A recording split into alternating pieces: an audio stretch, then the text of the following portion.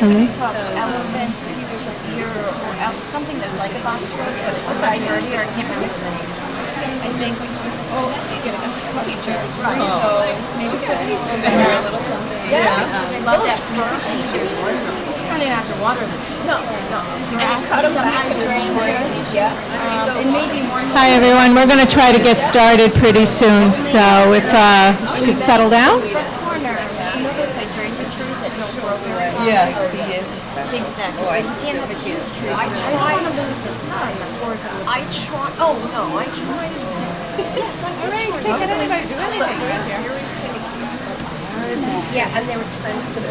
So you want to determine all those At this point, hey? Yeah, you know what? But they like a lot still don't know that. Oh my. I feel like it's the Board of Ed. They like a lot of some of those trees, right? Yeah, I think so. I don't want a huge tree From the, that blocks the sun from coming in the house. I mean, I would say what would be nice is one of those, Okay. not a weeping willow. I'll introduce that Japanese. Oh, this is where I'm bad. I forget the names. I don't know how expensive they are, but okay. we had one in our other house, like a dwarf one, and it was very low maintenance and it was lovely. Lori. Down. Lori, give a wave. Who am I waving to? Hi.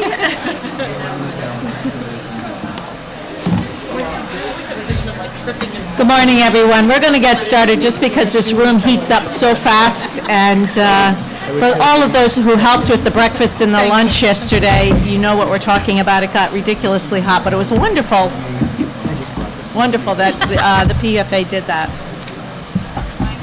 That noise is very It's not on? It's on? Could we? Thank you, it would be Okay. helpful for me. Unplug it. Oh, okay. I think it's too loud. We're turning What? the fan. I think the fan is pretty loud. Okay. Sorry. That's what they said, the fan would be so loud, but I Yeah. hate to turn it off, it might kill you, Well, we'll turn so. it back on if we all start to expire. Okay, if you start to expire, then we'll turn it back on. We'll watch for you. They said the air conditioning will be on next week, and God forbid they turn it on a week early, so, but we go through this every year. It will be great, we'll be fine, and we'll be freezing next week, so all's well. I'm Cindy Rivera, I'm the chair of the counseling department, and I just wanted to introduce the crowd here today. Just go down the road, we have Kelly Tamburino, Ann Vernon, Jane Mitchell, Lori Keene, Susan Lency, Nick Willett, and Linda McGann's in the back. She's going to be taking off pretty soon. We're taking a number of students to NCC today, Norwalk Community College, for some of our 11th and 12th graders who may be interested in attending programs there. So, so we have a little college tour going on today too. So welcome everybody, and thank you for coming. This meeting is really about talking about what we've done with your kids this year around post-high school planning, what we're currently doing with them actually right now, and laying out the steps and things that you need to know about what's going to be happening next year. I think this comes up quickly, certainly for the students, when we said to them in their meetings that you're halfway through your high school career, so now it's time to start planning for your future. They all sort of got pale and started to look at us like we were crazy, but I'm guessing that you probably feel the same way, that we're looking at this already. Some of you might be thinking, finally, we're looking at this, but can we get them going any faster? But today you'll hear about all of those steps. Today is going to be primarily about going off to four-year colleges, because that's what over 90% of our students do. But we do know a bit and can talk with you about gap years, or two-year programs, or PG, postgraduate programs, military options. We always have students considering those things as well. But today's meeting will really be about going on to four-year college and things you need to plan in junior year.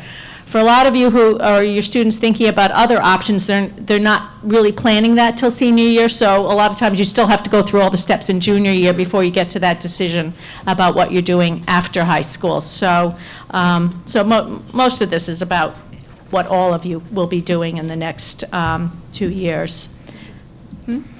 Thank you. Oops. I don't want that. Oh, you just get rid of it. I'm trying. Yeah.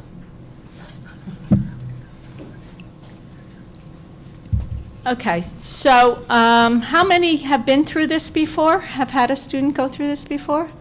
Okay, how many have never been through this before? Oh, that's good. I can speak to you then. But those of you who have been through this before, how many have been through this more than once before? Okay. All right, so that's our expert in the back there.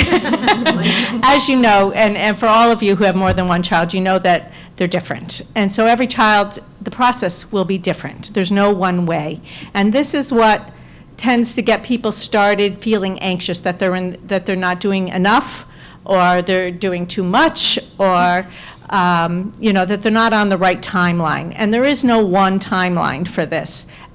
We have been through this collectively for a lot of years now. I was trying to count up driving in today. I think we have over 100 years of experience now, counting up, probably more. So we've seen a lot of kids go through this. And we have kids who have come in freshman year, ready to go, making spreadsheets and timelines, and in junior year they have even bigger spreadsheets and timelines and things. And then we have the students that we're chasing down in senior year, saying, what do you want to do? Where do you want to go? We have to do this now, and tomorrow we'll do this, and next week we'll do that, and we break it down for them. So wherever kids are in this process, and wherever you are in this process, we'll meet you, and we'll help you with that. So, so you use us as a resource. That's what we're here for, and we know an awful lot about it. And the kids are everywhere on this. One thing to know right now, if you've started the process, there's a good chance your child will change their mind. And they will change their mind often. What they think they want right now could change completely by senior year. I've had kids who think, oh, I want to be in New York City, the lights, the exciting, this is where I want to be, and then those schools aren't even on their list in senior year. So you do have to kind of go with the ride, go on the journey with them. And I've seen with my juniors this year, and I'm sure all of us, as we talk to them at the end of junior year, the changes that are coming over them as they're starting to be more reflective and thoughtful about what they're doing and where they're going and looking towards their future. So if you're not feeling it yet, it will be happening for you. Okay, so we do hope that you'll work closely with us and work together with us and help your child be thoughtful about this journey. We're going to talk to the kids often about fit. You're going to hear that a lot. What is the right fit for your child? And we even are starting as sophomores. You start off with those schools that you've heard of, that all the kids in New Canaan talk about going to.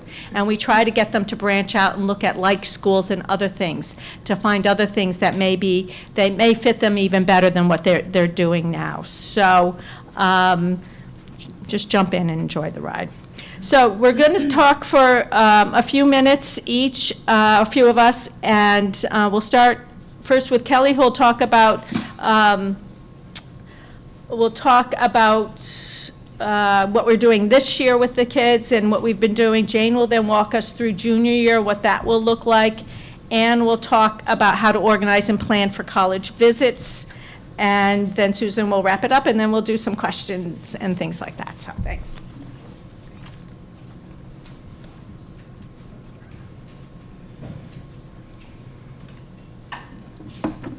Right, good morning, everyone. So, just want to get you up to speed as to the exciting things that we are doing with our current sophomore class. The counseling department meets with our students on 2 occasions, and this is the time, the springtime of sophomore year, where we start to plan for life after high school. So as I said, we meet with the students on 2 occasions, and we really help them to break down just their initial considerations as they start to plan ahead. So our goal is to get students to be more engaged in thinking and really reflecting on all of their options. So we feel like the best place to start before jumping in and sort of figuring out where do I go to visit all of these schools is just to take a step back and to really think about who they are as an individual. Thinking about who am I, what are my strengths, what are the things that I'm involved in and love, And what do I want to do in the future? And what does that mean? Let's sort of back it up and what does that mean in terms of getting prepared to do that in the future? So starting with self-reflection and gaining an understanding of oneself is really the point at which we feel like is most essential in doing really solid research as we get into the planning for post-secondary options. So last month, we met with the students for the first time, and we use a program called Naviance. Naviance, the students are very familiar with because they jumped on last year onto the program and did the freshman learning styles.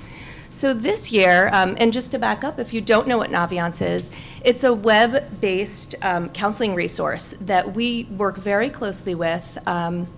Many high schools use it. We've been using it for years, and it's really to help support career and college planning. It's secure, it's private.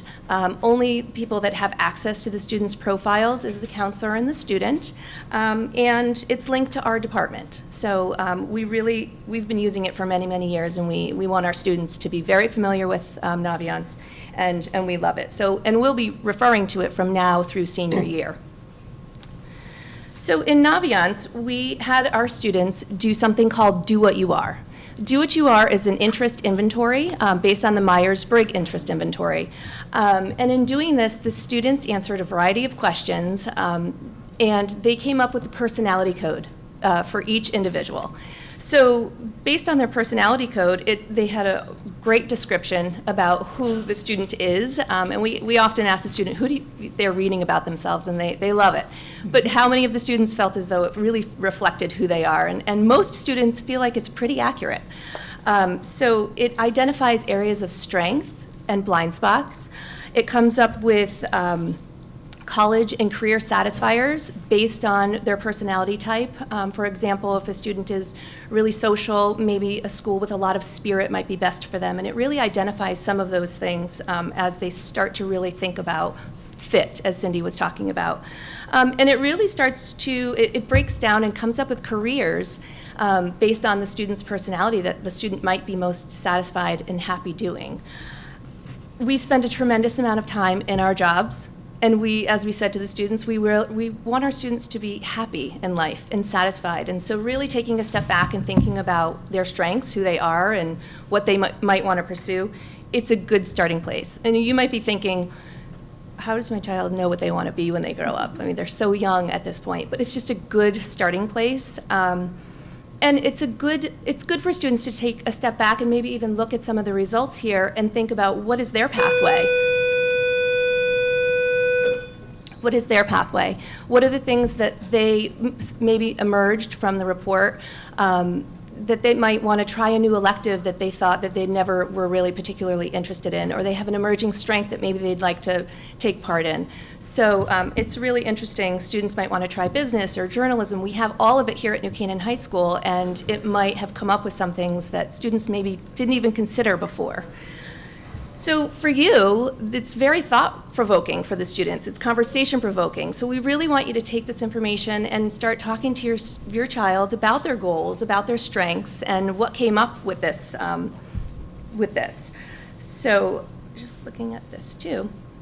This is an example too of the college and career satisfiers based on a student's personality type that students might want to consider as they start to research a possible career and a possible major or a college that they might consider going to. So next month actually, in the next upcoming weeks, we're going to start to meet with the students for the second time. So we want all of the students to have finished the Do What You Are. Most of them did, but we really help the students to pull up that information and dissect it. What is a possible career that they might be interested in? And we show them how to do research on possible careers and how that links to possible majors. We look at everything from the wages that they might earn if they were to be a journalist. We look at what type of schooling they might need if they do a particular career, and based on that, we help them to come up with possible majors that they might pursue. And then to the next level, what colleges have that major? And so we really start to break it down for the students to show them, based on their personal reflection, how do we sort of pull this whole thing together? So the other thing that we do in the second session is show them how to do initial college research, how to use Naviance. Naviance has so much information from utilizing the school's website. The students look at virtual tours of the schools, and it's, again, a really good starting place for you as parents and also for their students. So we do that, and we really get into more specific data and information for students to utilize. The students love the graphs. Jane will show you some of the graphs in the future in our presentation. But the scattergrams, it's really good data and helpful for students to sort of know where schools fall and how competitive they might be. So you might be wondering, how can I get onto Naviance? We have a link on our school counseling website, or you can go onto the College and Career site and get to it from there. But parents can log on as guests with the passcode RAMSFans. So that'll give you information about Naviance, and obviously we want you to work closely with your child and possibly even work with them through their profile, but that is a way for parents to get on and access some of the information as well. So I'm going to turn it over to Jane, who will talk to you more about what's up and coming in the junior year. Great, but they will do. Question? So I don't know if you're going to cover this, but you said 3 times work with your child on the information. Our son probably forgot to tell us that he took this test. Oh, yeah, most did. Most did. One, and everyone forgot to tell us. Will we have access to this, where we can actually sit down and review? Yes, so if you go in through RAMSFans, that's general information about the college and New Canaan High School statistics.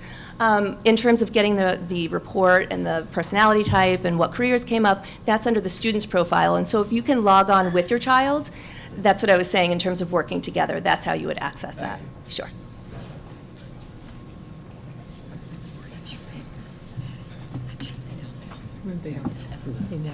I get the really good stuff to talk about. Testing. Want to raise the anxiety? I'm going to talk about testing. So I am going to talk about the junior year in general, but first of all, I thought I would talk about testing. I think it's really important to understand that each student needs their own plan.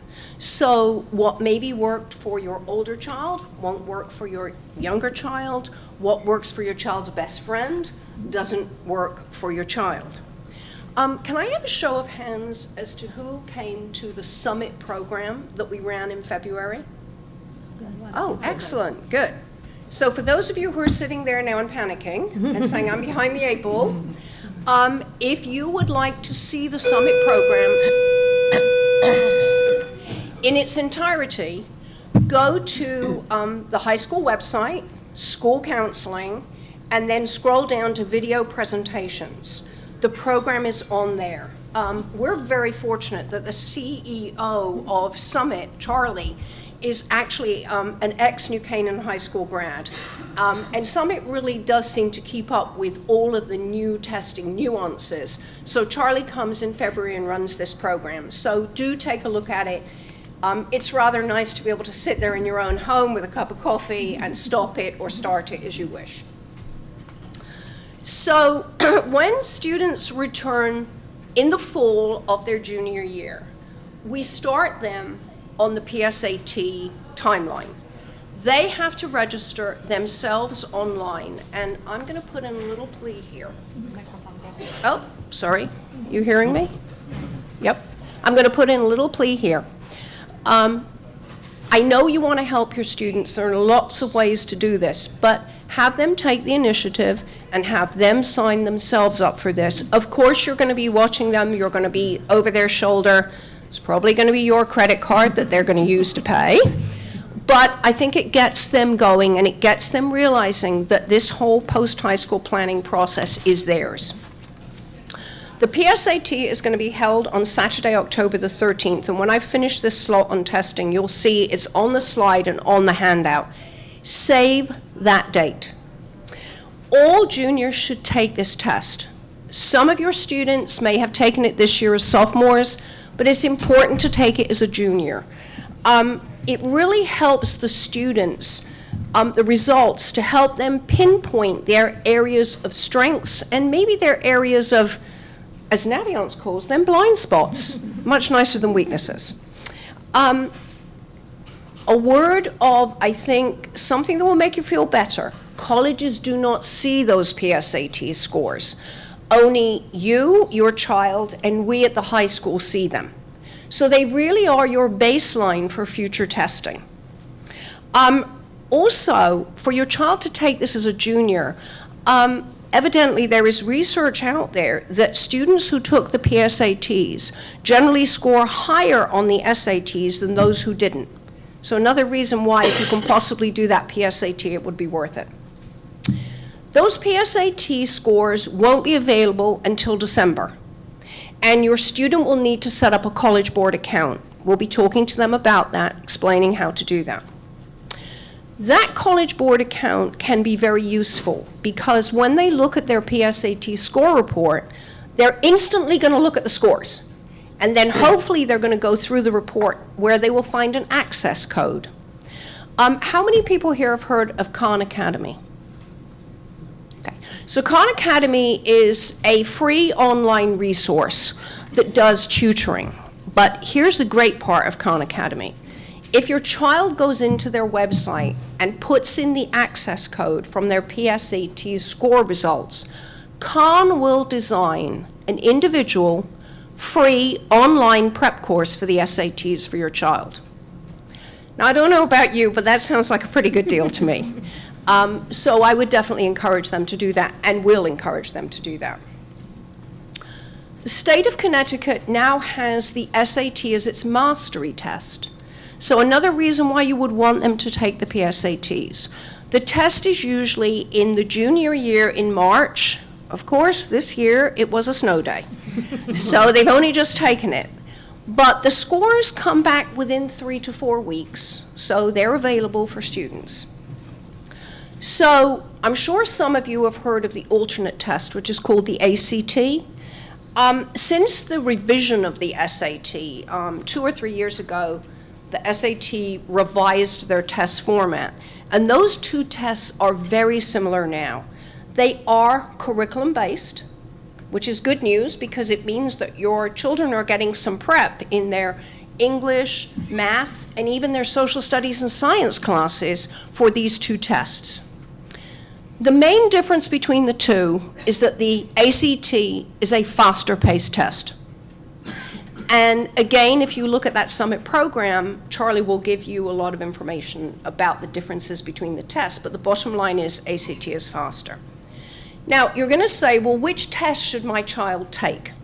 So there are 2 ways to kind of determine this.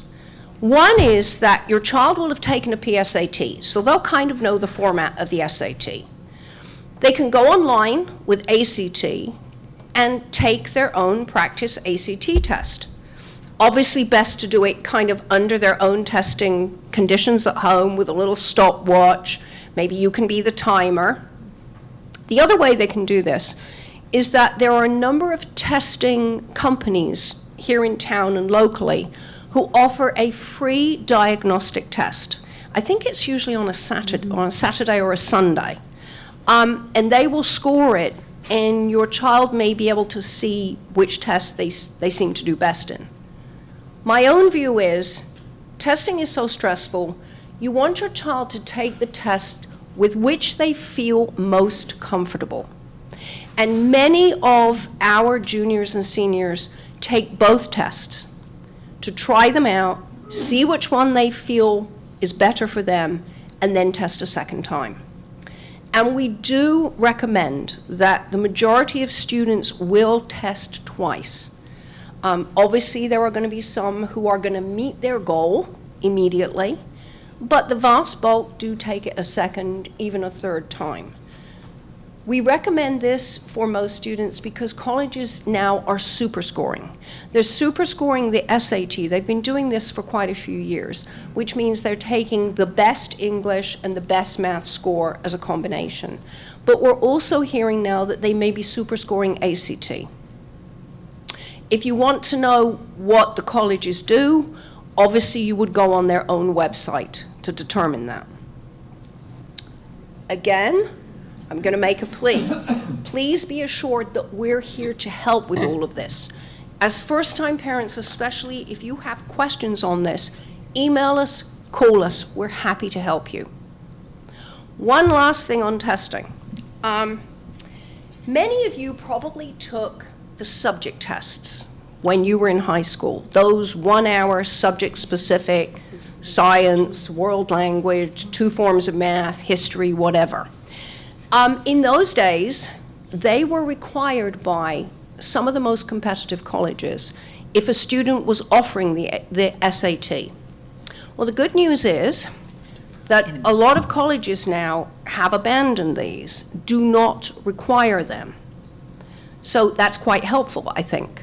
Again, as you go through this process, if your child is looking at specific colleges, they do want to know what is the requirement for testing. Because there are certainly some schools now that are test optional, which is helpful if you have a very anxious child who doesn't seem to perform as well in standardized testing as their grades would show.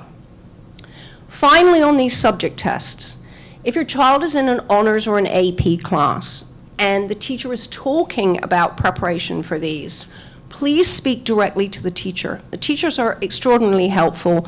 They can give your child, the background to the test, whether they think they have a pretty good chance of scoring well, and they may even suggest some forms of test prep for that. So, to finish with testing, the good news is the transcript is the most important part of the college admissions file. Testing is only there as a part, it's not the most important part. Keep testing in perspective. You don't want your child to be prepping and testing so often in the junior year, they don't have time for their homework and their grades drop. Okay, we finished testing, we can all go. So, let's look at the timeline for junior year. So the first thing you're going to see is in the summer, beginning to visit colleges if your student is ready. And Ann Vernon is going to come when I've finished here and talk about those college visits. So in September, we come back to school. Your child is going to register online for the PSATs. We put the date in here again for you. In October, every year we hold a financial aid night. It's very well attended. We have a representative from a local college who's a financial aid officer who's really there to go through all the different nuances of financial aid, the forms, the questions, and so on. I really would suggest that you come to that. Again, that's another one of our programs that if you can't make it, you'll see on our website under video presentations. In September, they'll be taking the PSATs. Oh, one word, in October, one word about financial aid. I looked at my notes and realized I forgot something. For those people for whom this college process is expensive, there are certainly fee waivers available. Please don't hesitate to contact your child's counselor if you think that would be something that would help you in the process. So now we're in October and your children are taking the PSATs and they're going to financial aid night. So in November, this might be the time after they've taken the PSAT to do one of those diagnostic tests or take the ACT practice test. We have a kickoff meeting for students in November. Each of us meets with all of our students. We're in a classroom that's probably about as hot as it is here now because there are so many of us. And we'll give them a wonderful file of handouts. Please ask your child for that. In December, the PSAT scores will be available online. In January, it's your turn for the kickoff. We have a parent night, so it's always in the evening. It's usually the first week that we come back from the winter vacation, where each counselor will meet with their group of junior parents. Again, you'll have handouts. It's a pretty thorough presentation. We're there for questions at the end, and we deliberately do that because we want you to have that information before we set up the spring junior appointments. And those spring junior appointments are set up by our wonderful Mrs. Posha, who's the guidance secretary. So a letter will come home to you and your student with an individual meeting date. We set these up because we want to make sure your children don't miss class. So they'll be during the school day. When the letter comes home, don't delay. Put it on your calendar, put it on your electronic calendars. If you find you have a conflict, call Mrs. Posher immediately. These appointments do kind of mount up, and we want to be sure that we can find a good date and time for all of us. Okay.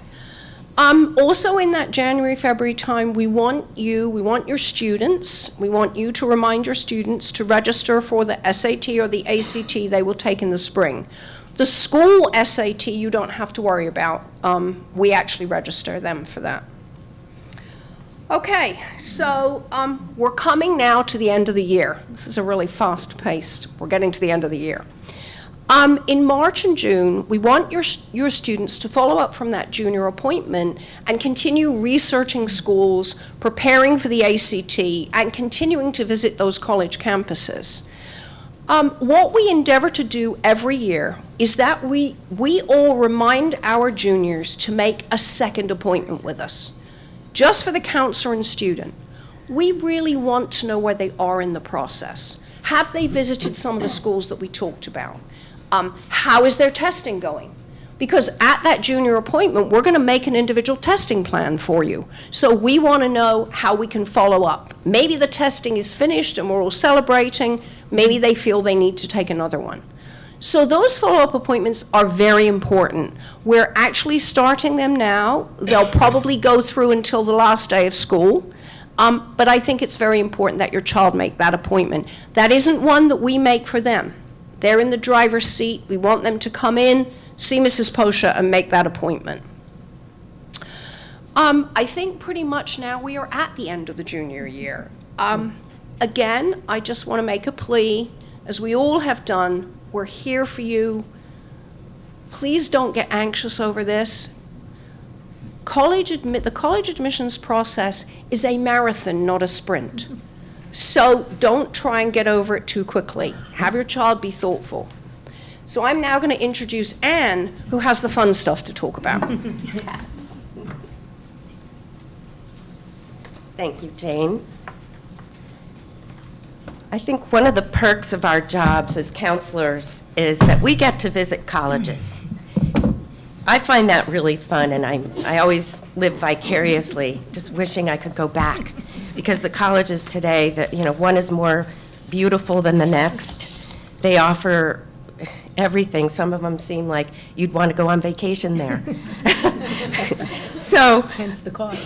but what we recommend for sophomore families or going into junior year for the summer and early in the fall would be what we call initial college visits. And especially for students that haven't had, time on a campus, it's really fun and it's exciting. And visiting can actually increase their motivation to keep up their grades junior and senior year. So if you have time in the summer after sophomore year or early in junior year, these visits can provide a chance to explore the broad categories of colleges, and large, small, rural, urban, private, public, liberal arts, research, university. So there are a lot of different types of colleges. You don't have to go far to do these visits, these initial visits. For example, just driving up to UConn is really, really helpful, because there you have a public university that offers arts and sciences, as well as the School of Engineering, the School of Business, School of Education, nursing, and you can see what a university like that offers. And if your child likes that atmosphere, they may also like University of Delaware, University of Maryland. If UConn is a reach, which it is for many students because it's very competitive to get in, go up to University of New Hampshire or University of Rhode Island. They would also like those. Then there are medium-sized colleges like Fairfield University or Quinnipiac University. Those are nearby.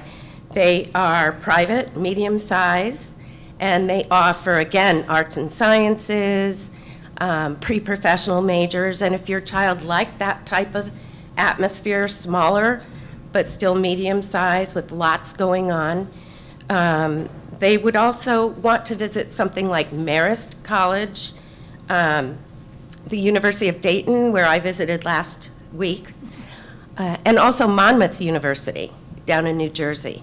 That has changed incredibly in the last 10 years.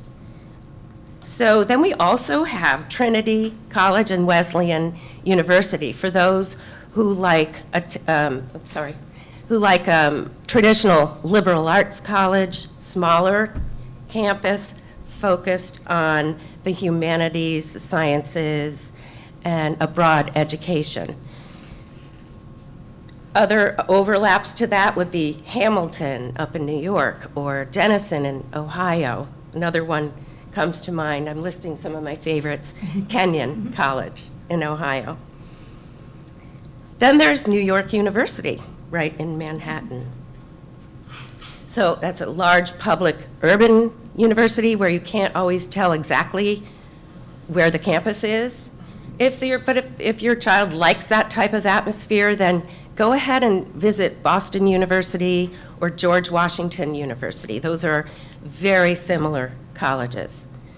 So in this way, you can then, in junior year, focus your visits on colleges that are really going to matter.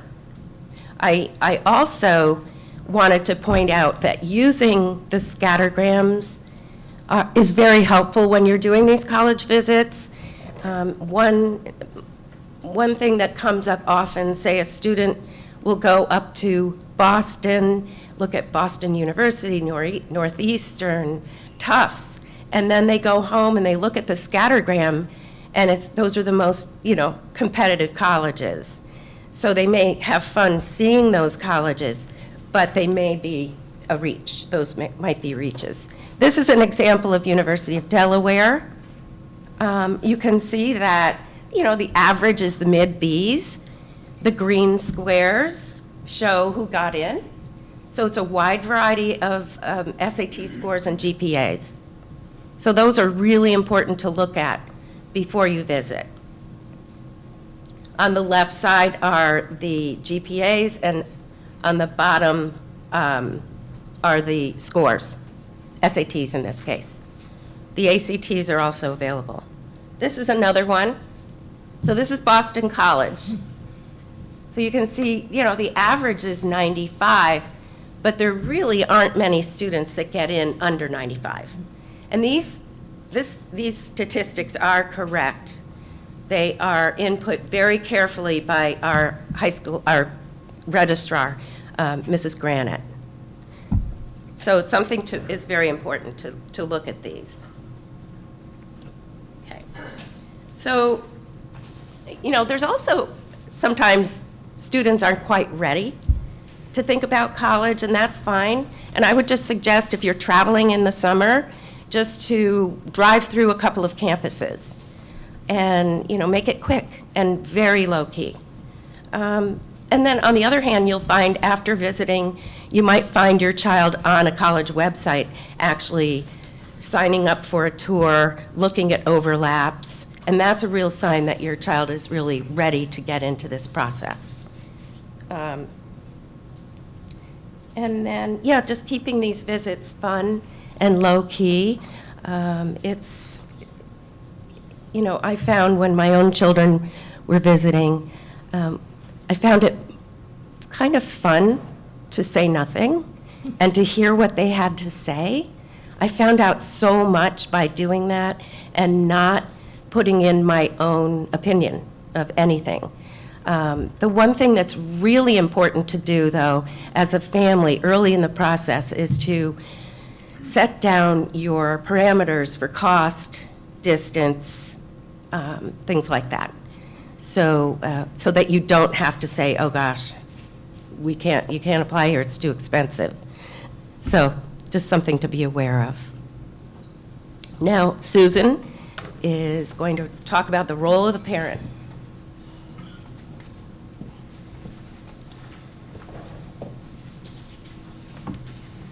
There are no slides for this one. We've been talking about them, what we've been doing with them. Can you hear me okay on that? We've been talking about all of the sort of the information and the hard data. The next part is a little bit about the soft data, but it's an important part of this process.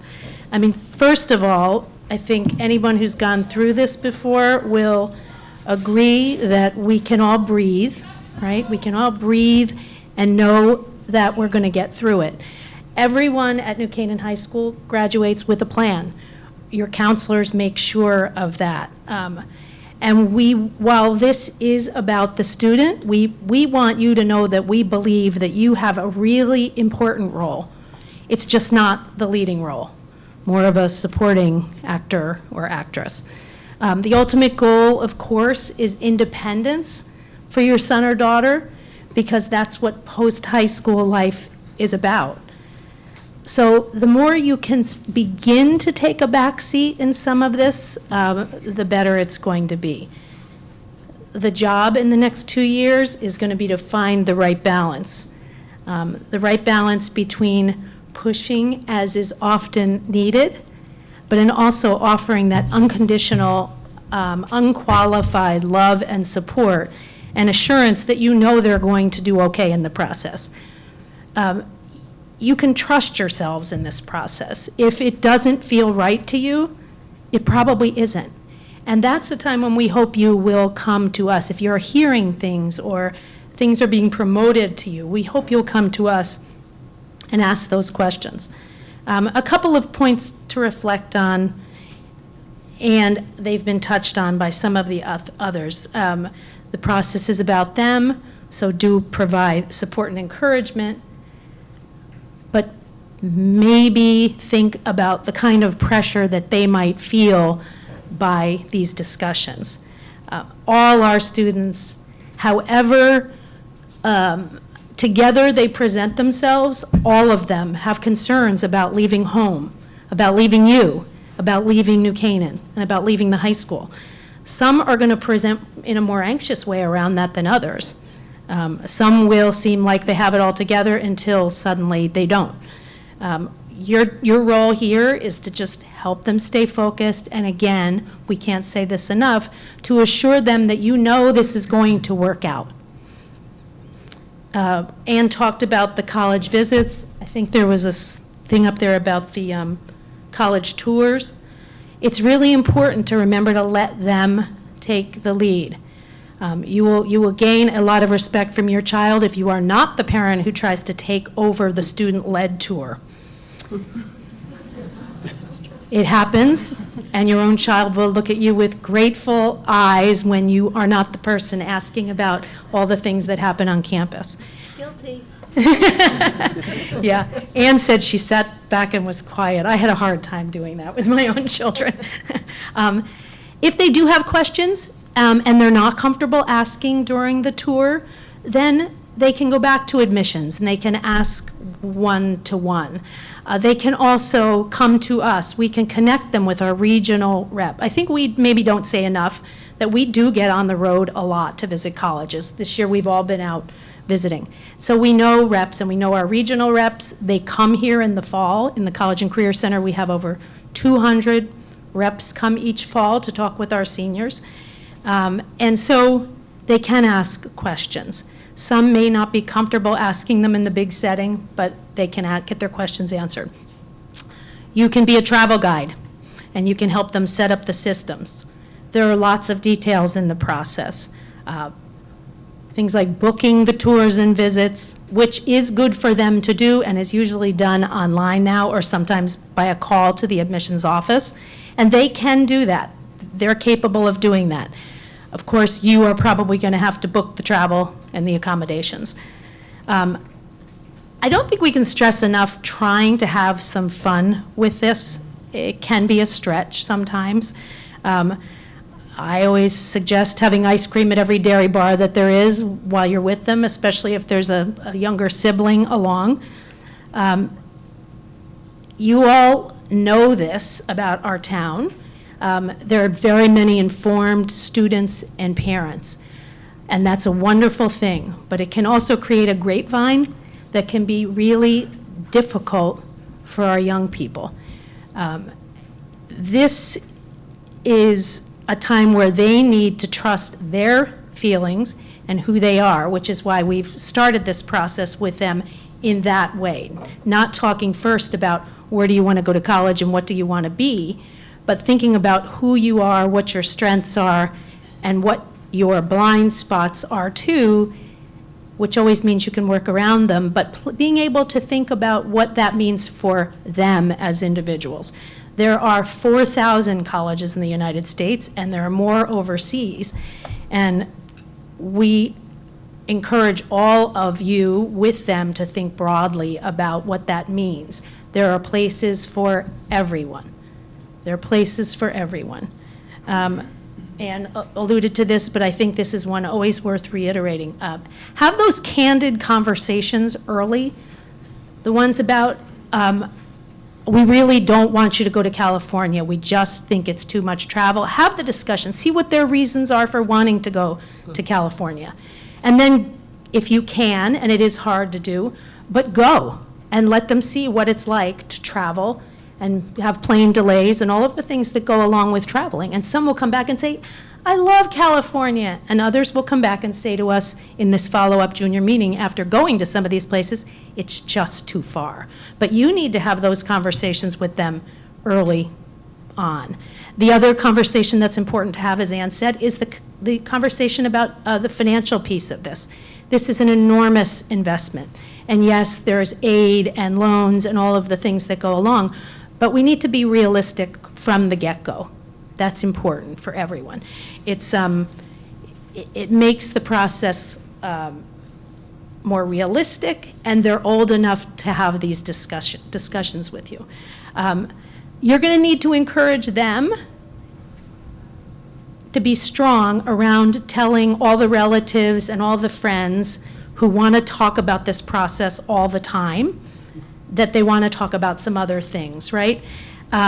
It's a very interesting process, and as somebody said along the way, colleges now are amazing places. They have so many things that they didn't have in the past. But kids still don't want other people to think this is their whole identity. And so if you can sort of encourage them to just speak their minds politely about not wanting to talk about it all the time, that's helpful too. This is a hard one. We suggest that we begin to prepare them, and we do too, that sometimes things don't work out just the way we would like to, right? Disappointment is a part of life, right? Don't tell me none of you have ever been disappointed.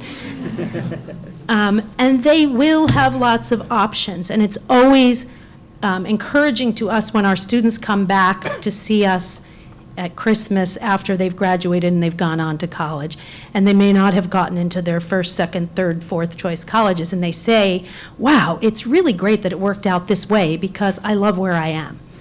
And that's what the process is about. Admissions is about a lot of things that are beyond all of our control.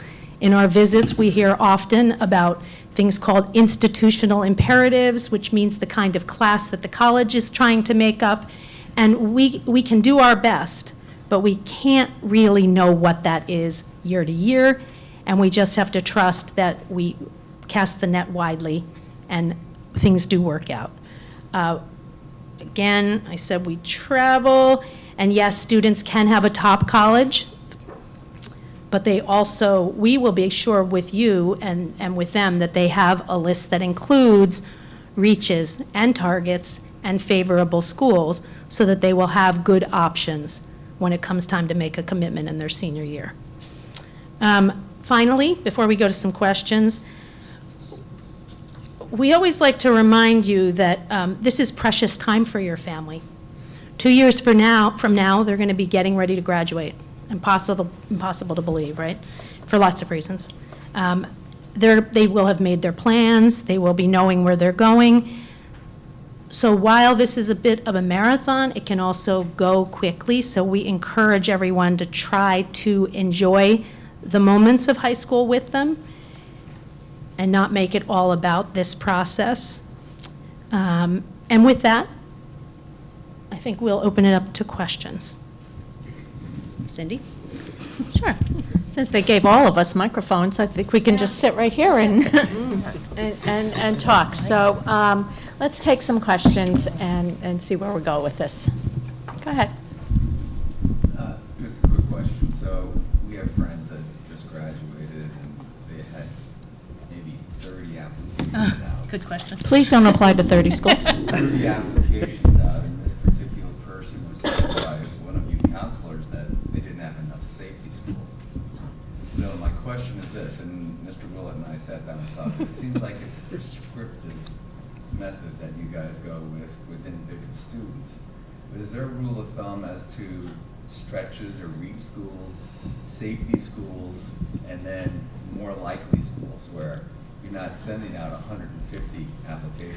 Right. I mean, really, we're thinking in the end that you're applying to around 10 schools. So, yes, we did have some outliers. Really what happens, kids sometimes apply early, don't get good results in that early round, and they panic, and they start to apply everywhere they can think of. So we hope you don't have to do that. It's $75 to $100 per application. You don't want to do that. So think carefully about that.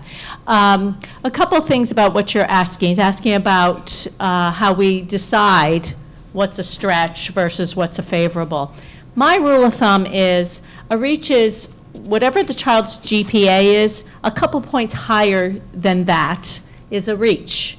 Whatever their GPA is, the target is if they're falling right in the middle where the school is, or what you see on Naviance, where the child falls. So 85 average, that's the average for that school, that's what they accept. We count that as a target. A backup or a safety means that their average is a couple points lower than what your child's GPA is. So if you have a child with an 85 average and the school's GPA is 98 to 100 points, is the average from New Canaan High School, give it up. It's just and I'm probably going, as a counselor, I tend to be blunt about that. It's not going to happen unless your child is an All-American athlete. We do have our sophomores signing already, so you know about that. But that's one child. And so you have to really be realistic about those options for your child. And the SAT and ACT scores play into that very carefully. We go through what we call a blind admissions process in senior year around November after students have sent in their initial round of applications. And we sit as a committee and look based on scores alone, what are the chances that this child will have some options at the end of the process. And if we don't feel they do, we send home a letter stating, we don't think you have a good list here. These are some options based on what you've applied to so far. Please look at these.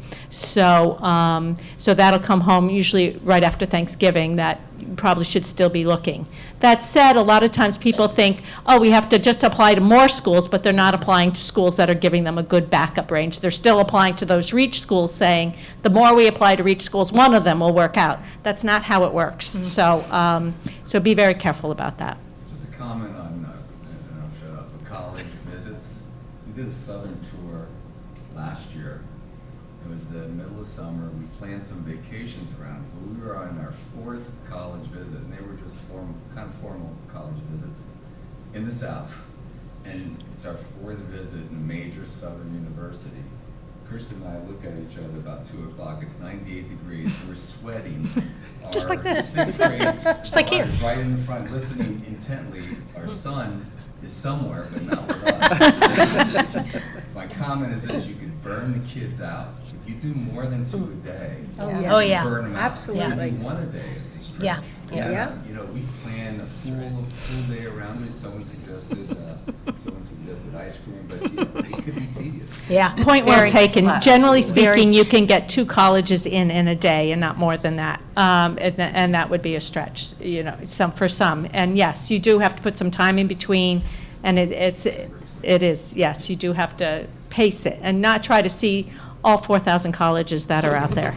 That probably won't work well. No. The GPA on Naviance that's showing the average that they accept, is that the overall GPA or the core GPA? It's That's the weighted academic Weighted academic. GPA. which is the core GPA. And your sophomores don't have a weighted GPA at this point. Their GPAs do not get weighted for their honors and AP classes until the end of this year. It's over the summer. So it's the weighted academic. The question was, what is the GPA that's listed on Naviance that you see up there in the scattergram? And it's the weighted academic GPA. Your sophomore GPAs are not weighted at this point. But it will be in Naviance in this summer, right. and you will be able to see that. This data is given, so you're expecting kids to give you feedback as to where they've gotten in or not gotten in, right? Because Right. how else would you know? Okay, and is there, I mean, I've gone through this twice, and I'm trying to sit back and let them take the reins, right, Mr. Willett? That being said, I don't know if she's reporting what she's gotten into or what she hasn't gotten into. We require it of them before they get their cap and gown. So, yes, Yes. We have our ways. Passing down unless they do that. yes. And we also receive letters from the colleges in the summer as to the decisions. Not every college does that, but quite a few will do that, so we do compare. So for those kids who just said yes, that they got admitted everywhere, we do we look at that. And just one other thing, and that is, you know, I feel like when I come in for the meeting, which is always great and wonderful, but I've gone through it twice, I always feel like we kind of get those mainstream schools. So there are 4,000 schools out there, and we give our parameters to our kids, what we're looking at. I just feel like we don't get out of the box, kind of those, just these schools that I don't know about. I grew up here in New England, so I do know kind of the East Coast of schools. When you guys go and visit a lot of the schools, are there some that are really intriguing that you just would not normally have on your list? And can we push those more, or look at something more outside the box? Not the Lafayette, Syracuse, and We do, and what seems to happen is the kids want to go where what they've heard of. And so, and that said, but also a lot of the universities are national universities versus local universities. So sometimes, yes, it's a great college out in the Midwest, but it's only kids locally that go there. So sometimes we say, well, our kids aren't going to necessarily be happy there. But we do, as we're seeing the Indianas that everybody applies to, what else out there is going, and we go out and look at those other schools to say, try this, look at this, see what you think of that. It's a hard sell. Absolutely. So it does feel like, all right, everybody's going to Bucknell again. And it's like, that's not us putting that on their list. That's because a lot of times that's the popular thing to put on. I mean, kids have also been in our offices crying, saying, I told my uncle or my dad or somebody that I was looking at Grinnell or something like that, and somebody says, where's that? Never heard of it. I mean, that's our bias as being from where we're from. So I think we all have to be careful about the prestige thing as well. I think that can happen, and that's why they go back to the tried and true. I know everybody will approve of Bucknell, Lehigh, blah, blah, blah, blah, blah. I also think there's a point where. Use your microphone, darling. Oh, sorry. I think you could hear me anyway, but that's okay. We're videotaping. Video. Oh, sorry. I don't It's even on, know. it's on. I also think that it's important that your child do college searches. I wonder how many people do college searches, and the Naviance one is really good because you can save each search. That's when those hidden gems may come up. You know, your child will look at the list of colleges and go, oh, I don't know that one, I don't know that one. So that would be something to encourage them. Oh, let's click on it. Let's look at the profile. What does it seem like? Just a thought. I just want to remind myself, is there a place where I can see all the colleges in this data format, what the requirements are? That'll be on Naviance through your child's account. The guest account, Naviance is still working on it as a tool for you to be able to see that, but we're hoping it'll be back up. Is it back up and running yet, Jane? I don't think it is. No, it's But not. we are working with them on. We've had several emails and They're several calls they're to them. revamping Naviance this year, so I think they don't want to deal with the technical aspects of things that we're complaining about because they're about to roll it over in two weeks to a new format, or in the summer to a new format. So, But you, as a guest, should have that access, but if not, through your child's account. And that's the best way to go through your child's account, because, I don't know if you can see it, but that little circle is the student in there. So they can see like your very student. visually, that's where they fall in that scattergram there. So this is Sam's student or whatever, our fake student, but the little circle shows the child where they are. And this is what we're going to be showing the kids in the next session. That's very interesting. So Once they have taken a test, though. Right. If they haven't, don't panic if they haven't taken the PSAT or whatever. Once they've taken a test, then there will be a circle. Actually, it's not a circle anymore. I think what Whatever you it see is. may be a little sort of head almost. Yeah, it's a little, So That's this marker, student identifier, will only appear after they've taken the PSAT, Yeah. but until then, we can still see the whole. Oh, absolutely. Yes, you can see Absolutely. those scattergrams and see a lot of other information as well. So just kind of tails into all of this with the overlay and the question about the traditional schools. We heard from the admissions panel, whatever it was, a couple weeks ago, right? Look, if we've got 15 kids applying to Elon under the history major, guess what? We're gonna take one, if that. I mean, let's face it, right? So, to what extent? I don't think they said that, but go ahead.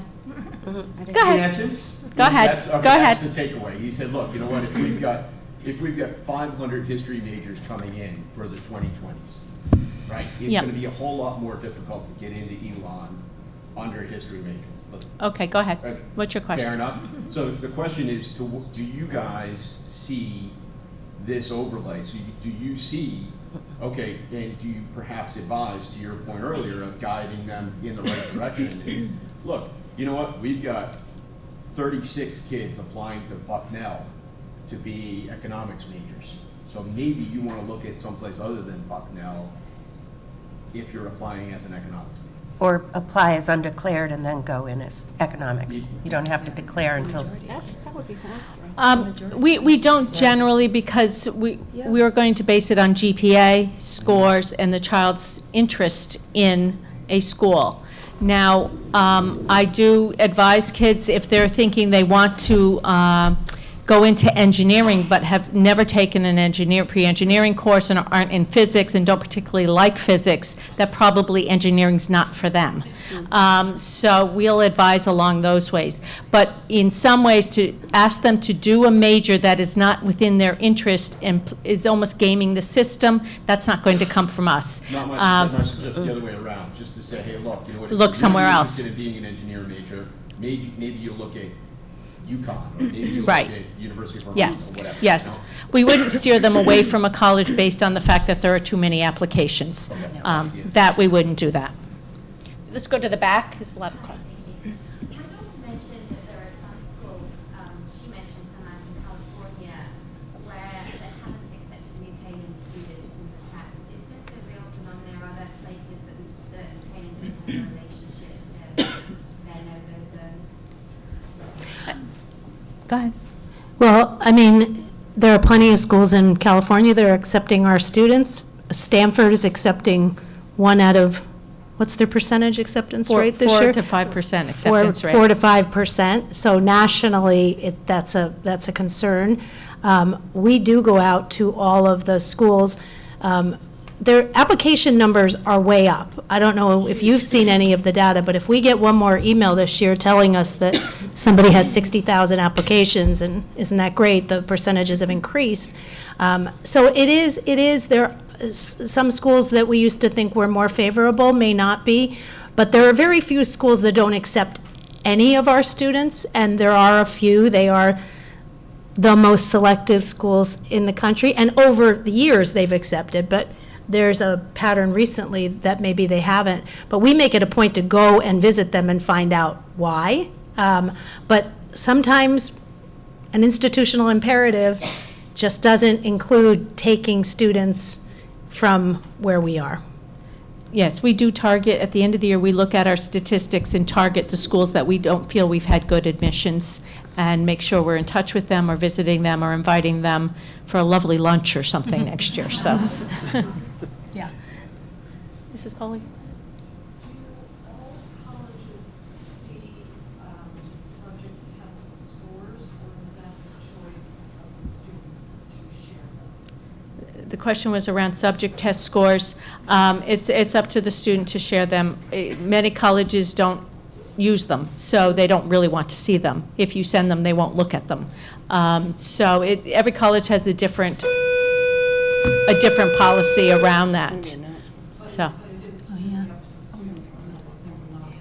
if the school requires scores, we advise that you send them. If a school recommends them. Good morning, everyone. This is SDTV.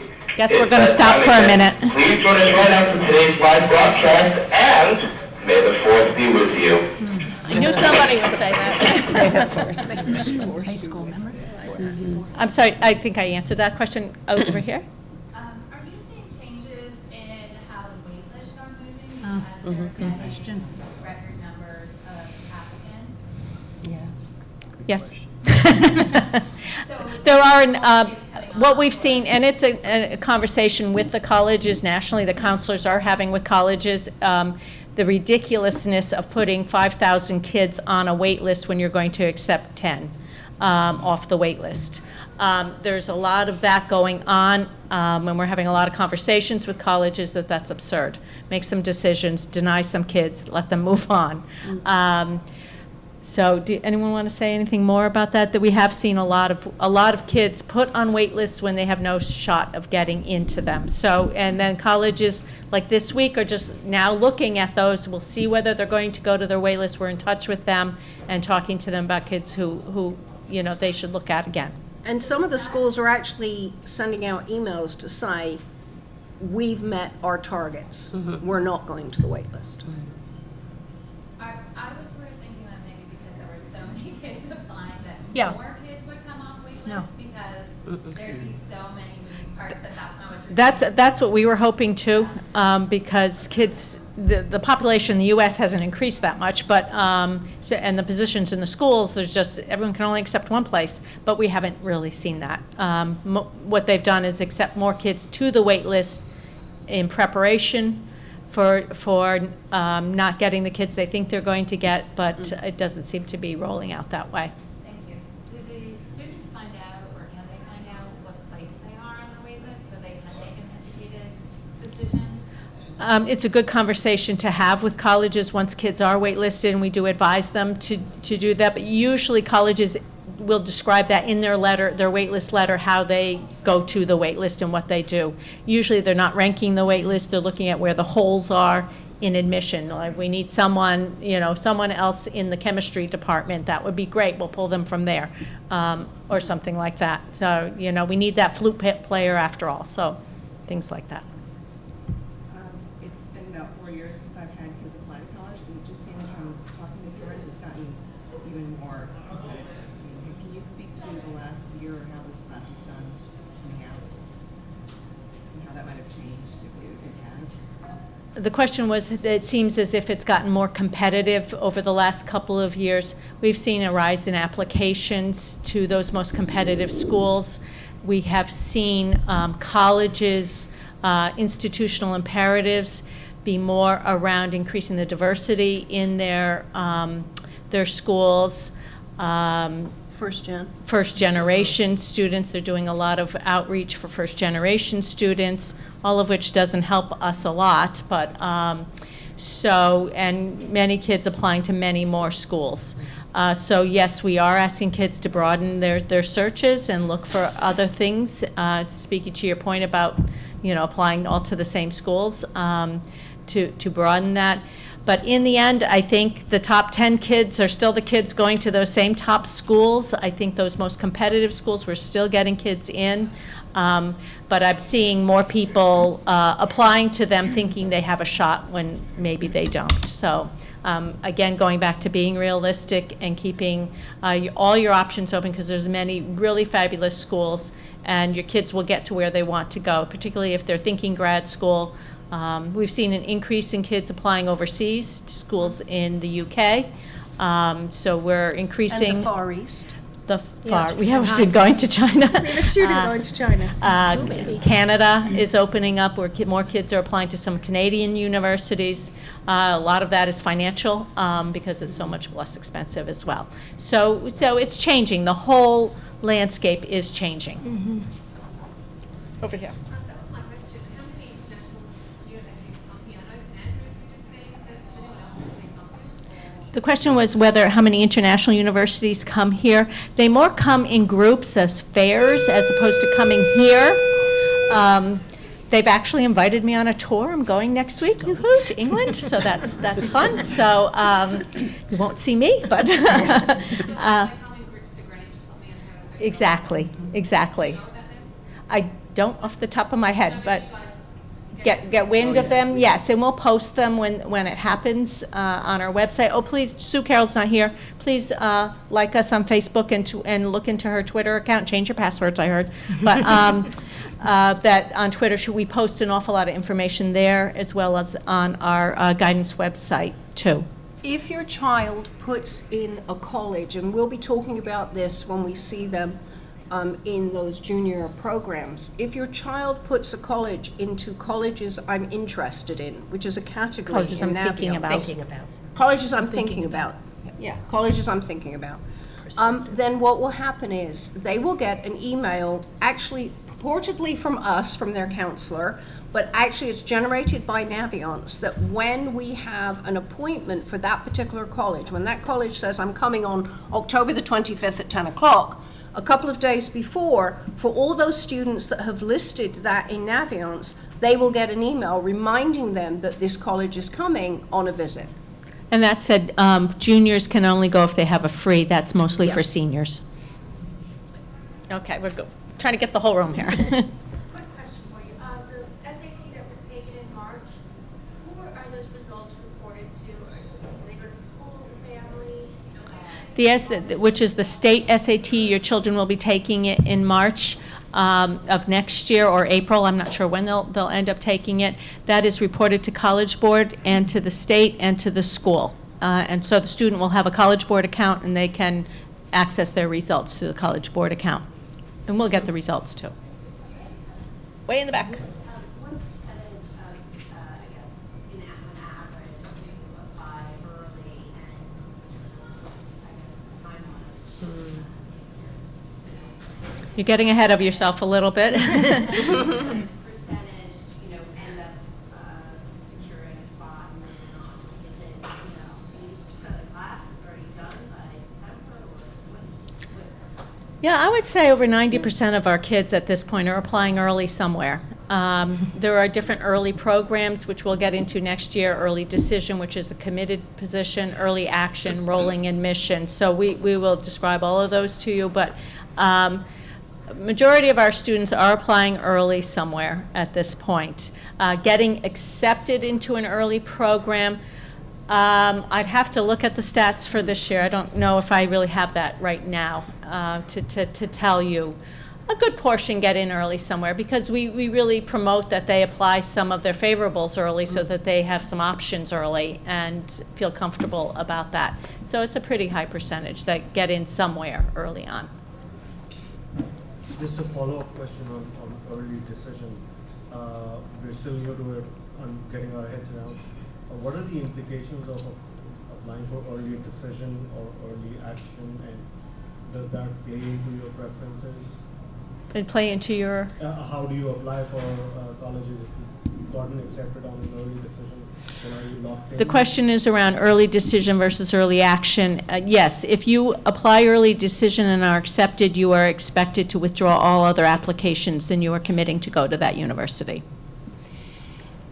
And you asked so you about, want to like it. Well, and the implication, Love the implications also are, and we talk about this a lot with families, if you're seeking financial aid, and you need to compare your packages, you can't compare when you only have one. So early decision, you're committing to that school. We sign, you sign, the child signs. And so that does, since you give up all your other schools at that point, that is something to consider. Early action is not binding, so you can still apply early and find out whether you get in and compare financial aid packages. I was on Naviance, and I noticed that some schools have higher requirements for accepting on early versus regular, but maybe it's being interpreted, I'm interpreting it incorrectly. you might be basing the data that you guys have that's in the system? How would you look at that? When looking at, the question was around applying early, it looks like on the scattergrams that the earlies, the GPAs and averages were higher than in the regular admit. I would say that's true because schools are trying to lock in those higher level kids. And so if you're applying early decision somewhere and your average is higher than their average, and even early action, if your average is higher and your scores are higher than that school's average, they're going to take you in that early round. Later on, they're just filling their class. So it's like, what do we have left and what are we getting? And so that's my take on it. What would you say to that? Yeah, I would agree. And also, just like I think Cindy said before, those early action schools, and that's the majority of the early round. It's very few kids that do early decision because that's really tough. They need to be 500% sure that that's where they're going. So a lot of kids do early action, especially when it's a favorable, because pretty much you look at the scattergrams, they get in somewhere, they're excited, it relieves a lot of pressure that senior year. So early action is really, because they only see the first quarter grades, it's a little too early to get into that information, but just wanted you to keep the broader perspective that very few kids do early decision, and early action is a little broader, especially to the favorables. That's also why the scattergrams are more favorable, saying they get in because it's a favorable, they apply early, and they want us. Can you just define early for me? November 1st or 15th, usually. That's when the application is in? Correct. Due November 1st or 15th. And regular decision dates are January 1st for the most part, right? There's now something called early decision 2, there's rolling, which means the sooner you get it in, the sooner they consider. That's usually earlier in the fall. A couple of schools have October 15th deadlines, right, Boy, guys? do we love those. And We don't feedback love that. on the early, No, your senior year. Fall You're of not senior applying year. till senior year. You're not applying till the fall of senior year. Till the fall of senior year. Yes. Yes. And What then they do. usually get a decision by December or January on the early round. The other students applying regular get a decision by March or April. And then you deposit by May 1st. Yes. Yes. Most of New Canaan kids are doing things on the early side. It's stress relieving. You know, we're starting this process now, and I think kids like to be done already. They're busy in the fall of senior year. We're asking them to work on their applications in the summer before they start in senior year, to get it off their plate before senior year kicks in. So I just think we just usually have advised that it's pretty good for them. Way in the back? You were saying that around 90% will apply early, but it's not like 90% are getting in somewhere early, right? Right, correct. They're not done. No. So a lot of times kids they're getting acceptances, but they want to still see if they can get another other. So, and oftentimes kids apply early are deferred to the regular decision. So we've just strung out the process longer. Then in that deferral process, they get waitlisted, so it's strung out longer. So this is where the angst comes in, and the anxiety and the stress, and so that's where we really work with the kids around that. So, sorry, I'm going to go over here. The kids who do gap years, and I know it's probably really specific to the child, but are there kids that apply to schools and say, I'm intending to take next year off, I'm doing X, Y, and Z, but I really want to go to your school? Or when you do a gap year, do you apply during your gap year? Yeah. Do you want to answer that, somebody? Yes, if you're applying for a gap year. Microphone. Oh. Sorry. If you're applying for a gap year, we would advise your child, even if they knew they were going to take a gap year at the beginning of senior year, to probably do some applications and then defer. So they would hopefully get in somewhere, they would make their choice, and then they would send a note to the Dean of Admissions saying, I'm planning to do a gap year to do whatever. No longer backpacking around Europe, by the way, guys. It has to be a firm plan. And then I'd like to defer for a year, and the Dean of Admissions will say, yes. I mean, generally speaking, it's not a problem at all.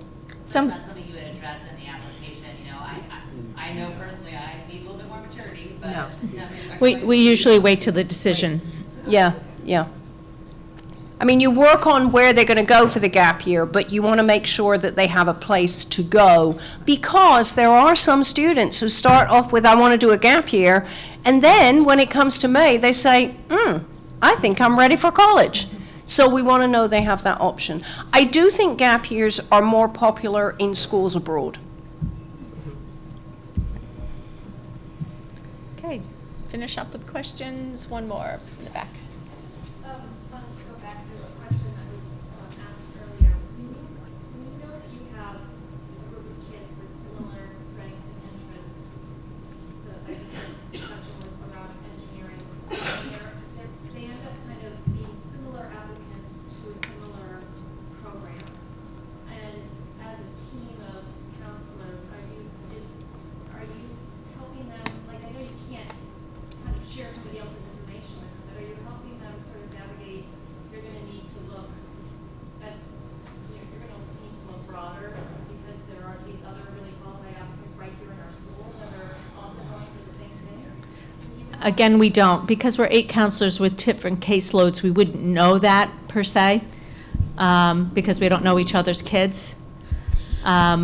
Again, the question was around steering kids to other other schools. We do steer them based on GPA and competitiveness of program and competitiveness of their program. One of the things that we're hearing a lot from colleges is that we don't, we want to know who your child is and how they're going to fit into our school.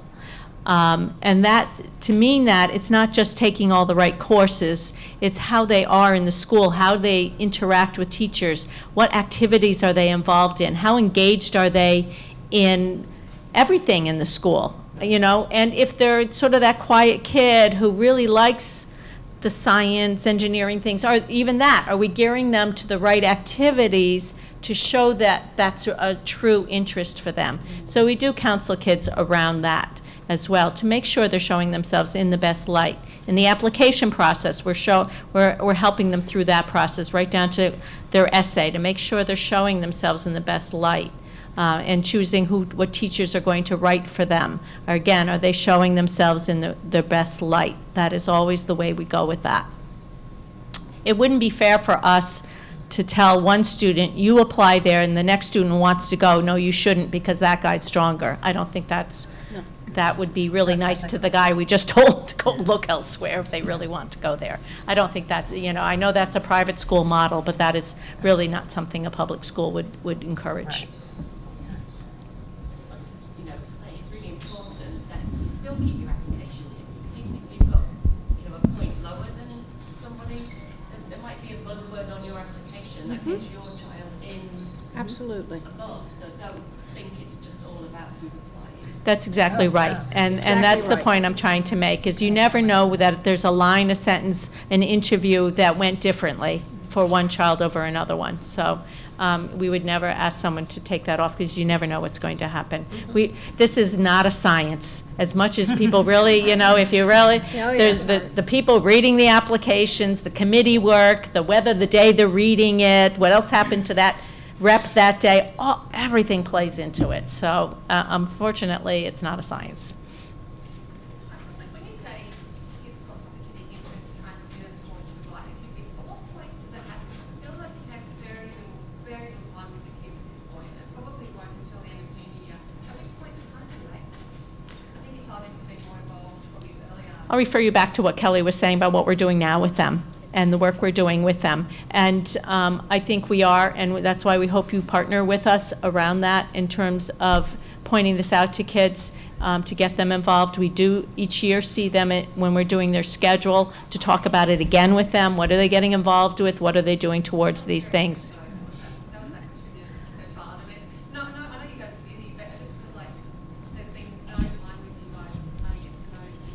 Do you want me to jump in? In terms of that, we meet with your child right off the bat freshman year, when one of the things we make sure that they're doing is getting involved. We want kids to be engaged they're more than a student than just at the end of 205. In addition, our administration, every year they run a list to make sure that our students are engaged in some type of activity. So we even have lovely stats to make sure that they're involved. And if they're not, we reach out to them, which is a really fabulous service that we have with the kids. We want them engaged.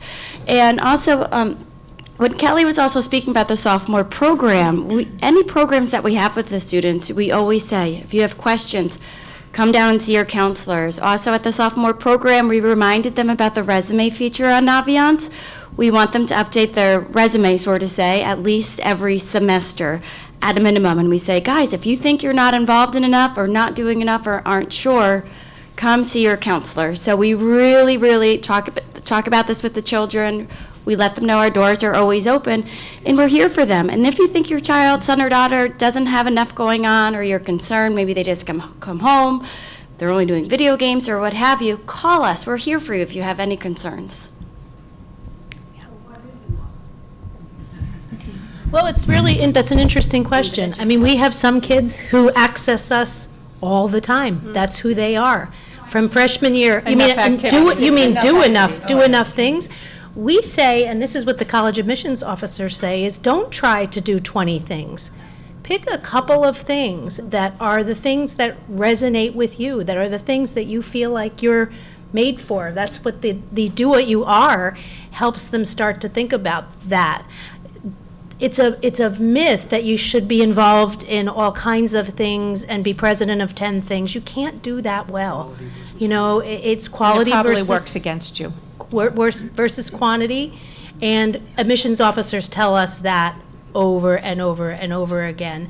And some kids seem to figure that out really early, and some kids seem to not figure it out for quite a long time. And that's okay, because there's a different continuum of development, and some people are more ready and some aren't. That's just the way and our one thing experience. we are asking the kids to do, and this is very important, because in freshman and sophomore year, we're saying, get involved, fine. And then in junior year, we're saying, pull it back. Start thinking about what you like. Quit the things you don't like, because why are you doing it? Because we want you to focus on the things you do like. Unfortunately, it becomes difficult because now they're heading towards leadership positions, and we have the kids who are asked to be leaders of every club and every activity and feel obligated. So, and it really almost, they feel they have to continue. So we really have a lot of conversations around rolling that back, pulling back, focus on the things, because you have to be able to define yourself in some way to a college so they know which direction you're going. If you're all over the place doing service and doing sports and doing clubs, and you're president of this and leader of that and started this, and they don't know where to go with you. And the same way with the sophomore class, for some reason, we're hearing, oh, you have to have 6 and 7 academic courses in junior and senior year, or high level, and all these APs. No college is saying that. The kids are saying it to each other. So that too, if your kid has a full load of APs for junior year and doesn't have any time to know who they are otherwise, it's going to work against you. So it's really important that even that has to be starts to be more focused. So if you feel that your child isn't getting that kind of advice, or you have concerns about what they're doing, call us so that we can react to that. I have a question. I can feel that, if the balance between panic and relax, okay? I'm not a parent. And so there's a part of me that's panicked because you're not doing enough. You're not doing enough. Why aren't you calling teachers? Why aren't you asking all this stuff? One of my questions, are these discussions that you're talking about that you're having with our kids, are they in a group? Are they all sitting in a room saying, yes, so they're getting all that information, and then they are passing it on to another. So I watch this, and oh my God, my life is covered by and. So some of it's one-on-one, when they ask for the one-on-one, they have. Absolutely. But they are getting, I'm seeing some changes in my 14-year-olds, and going, where's, I'm cool, and every once in a while I listen to weird stuff. And go, is it like you have seminars during, not seminars, but you'll take a break for a period? Yes, we're going into health classes, and then we're going into history classes for the second round. So we're reaching every child. But We go not in the assembly. not in a full class assembly. We're classes of 25 or so. And then it's about doing the dance between, it feels like there's a lot of pressure Yeah. That doesn't sound like a very good. Yeah, we have kids, at every place, grade-wise, going to four-year colleges, so. Because that pressure's not going to help you. Right. Yeah, good point. Okay, thank you, everyone. That was very good. Turn it off.